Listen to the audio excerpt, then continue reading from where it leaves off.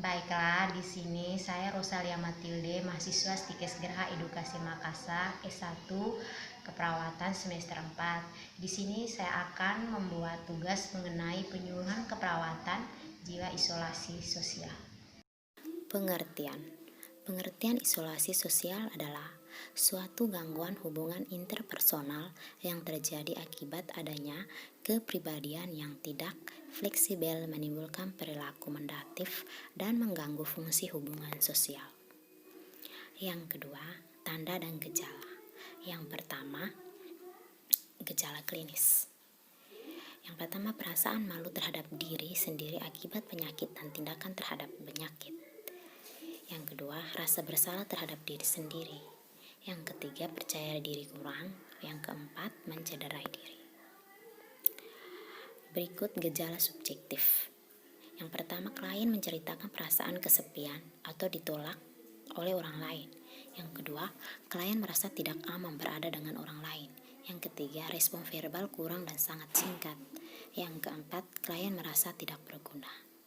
Yang berikut gejala objektif. Ya, pertama, klien banyak diam dan tidak berbicara. Kedua, tidak mengikuti kegiatan. Yang ketiga, banyak berdiam diri kamar. Yang keempat, klien menyendiri dan tidak mau berinteraksi dengan orang yang terdekat. Yang kelima, klien tampak sedih, ekspresi datar dan dangkal.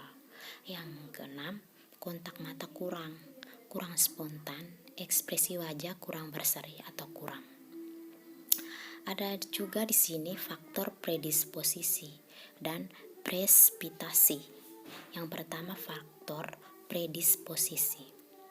Ya, pertama faktor perkembangan, yang kedua faktor biologis, yang ketiga faktor sosiokultural.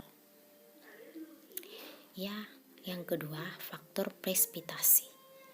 Yang pertama, kehilangan ketertarikan yang nyata atau yang dibayangkan, termasuk kehilangan cinta seseorang. Yang kedua, peristiwa besar dalam kehidupan.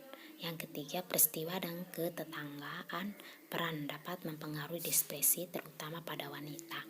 Yang keempat, perubahan fisiologis akibat obat-obatan berbagai penyakit fisik. Ya, di sini juga ada komplikasi.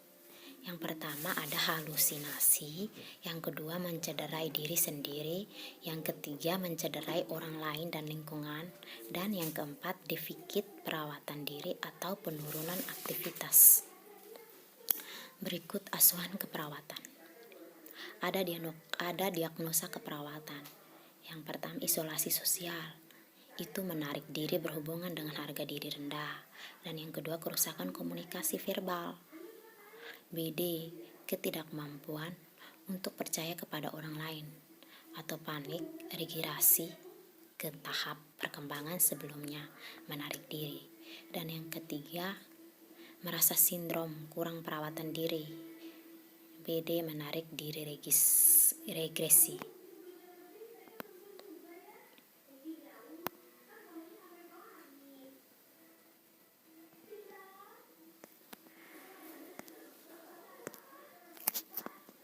Ya, di sini juga ada rencana keperawatan. Ada tujuan, kriteria evaluasi, dan intervensi.